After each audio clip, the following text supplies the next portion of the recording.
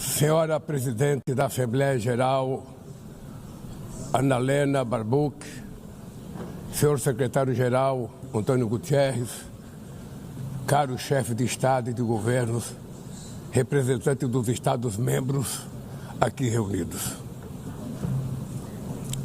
Este deveria ser um momento de celebração das Nações Unidas.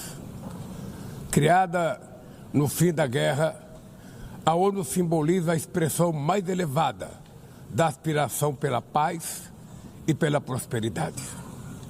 Hoje, contudo, os ideais que inspiraram seus fundadores em São Francisco estão ameaçados como nunca estiveram em toda a sua história. O multilateralismo está diante de nova encruzilhada. A autoridade desta organização está em xeque.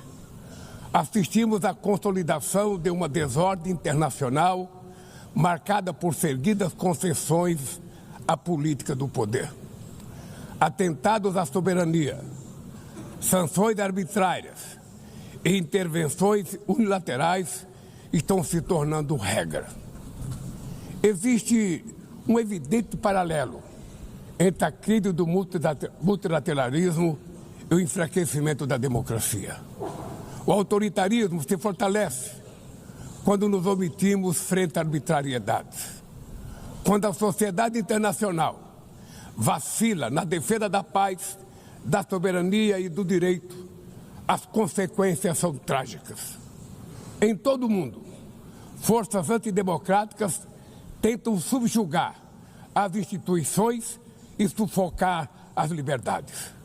Cultuam a violência, exaltam a ignorância, atuam como milícias físicas e digitais e cerceiam a imprensa. Mesmo sob ataques sem precedentes, o Brasil optou por resistir e defender sua democracia, reconquistada há 40 anos pelo seu povo, depois de 2 décadas de governo ditatoriais. Não há justificativa para as medidas unilaterais e arbitrárias contra as nossas instituições e nossa economia. A agressão contra a independência do Poder Judiciário é inaceitável.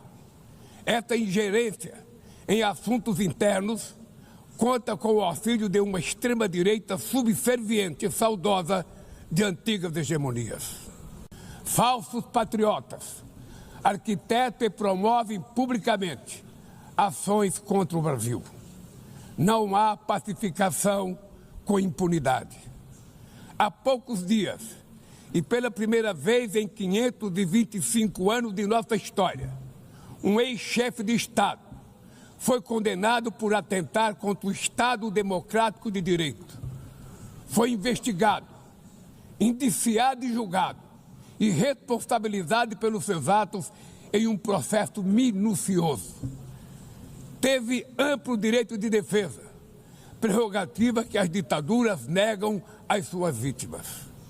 Diante dos olhos do mundo, o Brasil deu um recado a todos os candidatos autocratas e àqueles que os apoiam. Nossa democracia e nossa soberania são inegociáveis. Seguiremos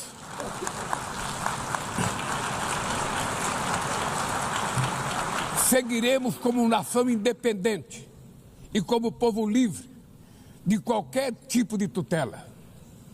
Democracias sólidas vão além do ritual eleitoral.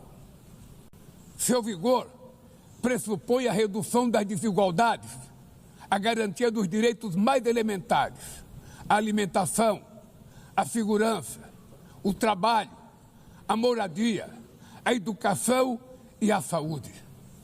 A democracia falha quando as mulheres ganham menos que os homens ou morrem pelas mãos de parceiros e familiares. Ela perde quando fecha suas portas e culpa migrantes pelas mazelas do mundo. A pobreza é tão inimiga da democracia quanto o extremismo. Por isso, foi com orgulho que recebemos da FAO a confirmação de que o Brasil voltou a sair do mapa da fome este ano de 2025. Mas no mundo, ainda há 670 milhões de pessoas famintas e cerca de 2 bilhões e 300 milhões enfrentam insegurança alimentar. A única guerra que todos podem sair vencedores é a que travamos contra a fome e a pobreza. Esse é o objetivo da Aliança Global que lançamos no G20 e que já conta com o apoio de 103 países. A comunidade internacional precisa rever suas prioridades, reduzir os gastos com guerras e aumentar a ajuda ao desenvolvimento, aliviar o serviço da dívida externa dos países mais pobres, sobretudo os africanos, e definir padrões mínimos de tributação global para que os super ricos paguem mais impostos que os trabalhadores. A democracia também se mede pela capacidade de proteger as famílias e a infância. As plataformas digitais trazem possibilidade de nos aproximar como jamais havíamos imaginado, mas têm sido usadas para semear intolerância, misoginia, xenofobia e desinformação. A internet não pode ser terra sem lei. Cabe ao poder público proteger os mais vulneráveis. Regular não é restringir a liberdade de expressão, é garantir que o que já é ilegal no mundo real seja tratado assim também no ambiente digital, no ambiente virtual. Ataques à regulação servem para encobrir interesses escusos e dar guarida a crimes como fraudes, tráfico de pessoas, pedofilia e investidas contra a democracia. O Parlamento brasileiro, corretamente, apressou-se em abordar esse problema. Com orgulho, promulguei na última semana uma das leis mais avançadas do mundo para a proteção de crianças e adolescentes na esfera digital. Também enviamos ao Congresso Nacional projeto de lei para fomentar a concorrência nos mercados digitais e para incentivar a instalação de data centers sustentáveis.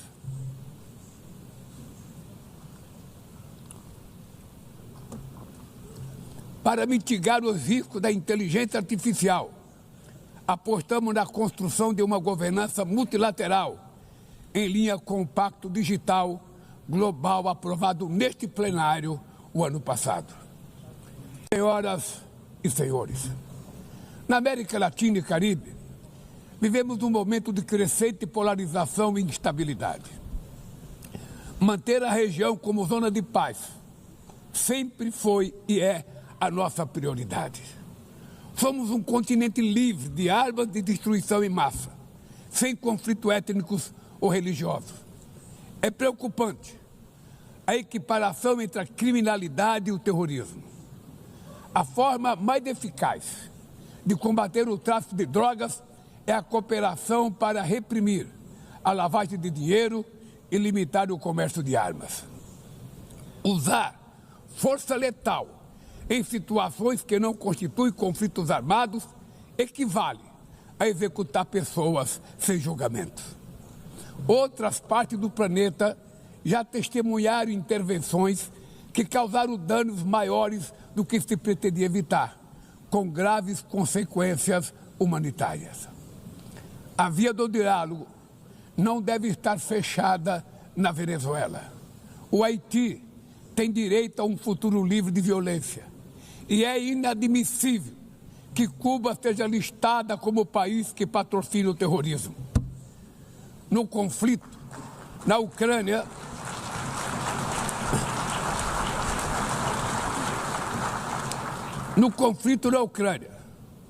todos já sabemos que não haverá solução militar.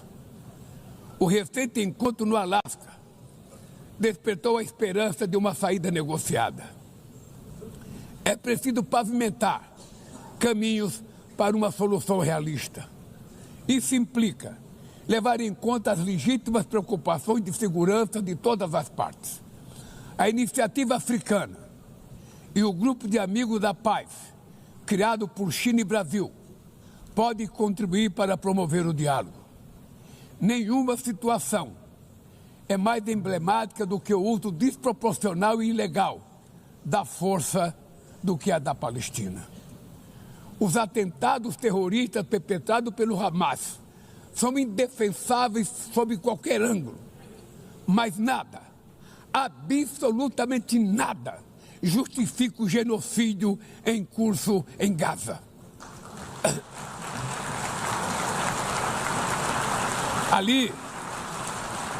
Ali, sob toneladas de escombros, estão enterradas dezenas de milhares de mulheres e crianças inocentes. Ali também estão sepultados o direito internacional humanitário e o mito da superioridade ética do Ocidente.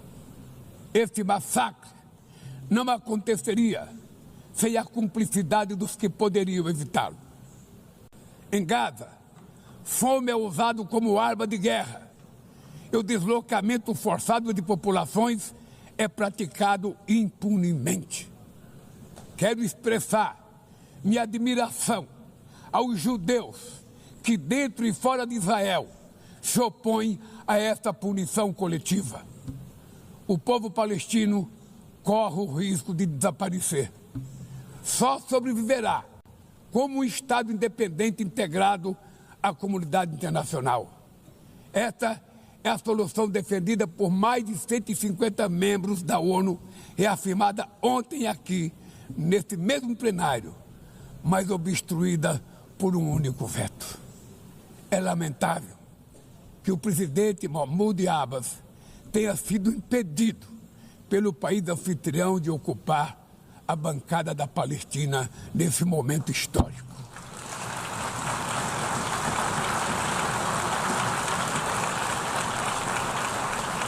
O alastramento desse conflito para o Líbano, para a Síria e o Irã e o Catar fomenta a escalada armamentista sem precedentes. Senhoras presidentas, bombas e armas nucleares não vão nos proteger da crise climática. O ano de 2024 foi o mais quente já registrado. A COP30 em Belém, no Brasil, será a COP da verdade. Será o momento de os líderes mundiais provarem a seriedade de seu compromisso com o planeta. Sem ter o quadro completo das contribuições nacionalmente determinadas, as chamadas NDCs, caminharemos de olhos vendados para um verdadeiro abismo. O Brasil se comprometeu a reduzir entre 59% e 67% suas emissões, abrangendo todos os gases de efeito estufa em todos os setores da economia. Nações em desenvolvimento enfrentam a mudança do clima ao mesmo tempo que lutam contra outros desafios. Enquanto isso, países ricos usufruem de padrão de vida obtido às custas de 200 anos de emissões de gases.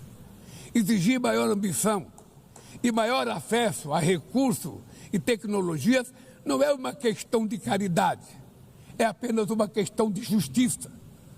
A corrida por minerais críticos essenciais para a transição energética não pode reproduzir a lógica predatória que marcou os últimos séculos. Em Belém, o mundo vai conhecer a realidade da Amazônia. O Brasil já reduziu pela metade o desmatamento na região nos 2 últimos anos. Erradicá-lo requer garantia, condições dignas de vida para seus milhões de habitantes. Fomentar o desenvolvimento sustentável é o objetivo do Fundo Florestas Tropicais para Sempre, que o Brasil pretende lançar para remunerar os países que mantêm suas florestas em pé. É chegado o momento de passar da fase da negociação para a etapa da implementação. O mundo deve muito ao regime criado pela Convenção do Clima, mas é necessário trazer o combate à mudança do clima para o coração da ONU, para que ela tenha a atenção que merece. Um conselho vinculado à Assembleia Geral, com força e legitimidade para monitorar compromissos, dará coerência à ação climática. Trata-se de um passo fundamental na direção de uma reforma mais abrangente da organização, que contemple também um Conselho de Segurança ampliado nas duas categorias de seus membros. Poucas áreas retrocederam tanto como o sistema multilateral de comércio.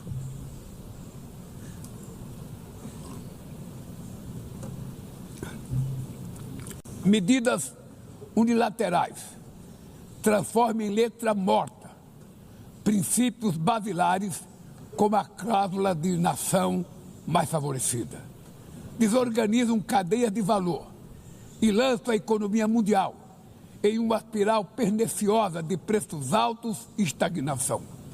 É urgente refundar a OMC em bases modernas e flexíveis.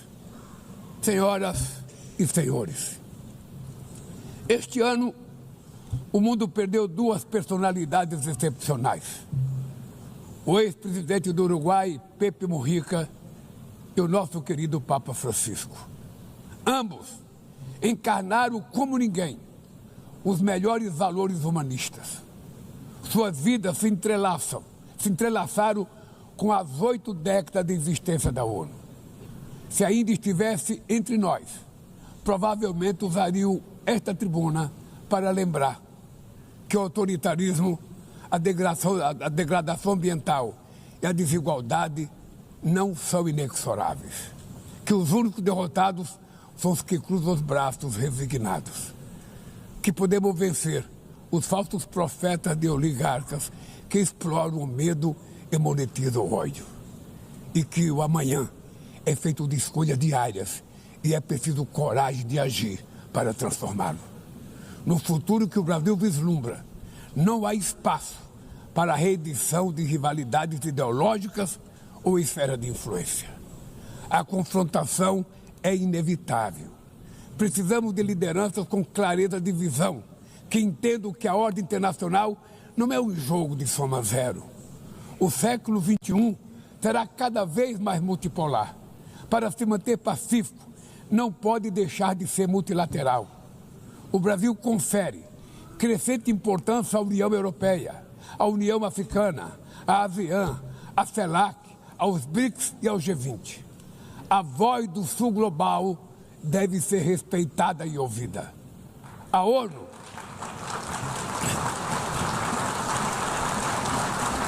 ONU tem hoje quase 4 vezes mais membros do que os 51 que estiveram na sua fundação. Nossa missão histórica é a de torná-la novamente portadora de esperanças e promotora da igualdade e da paz, do desenvolvimento sustentável e da diversidade e da tolerância. Que Deus nos abençoe a todos e muito obrigado.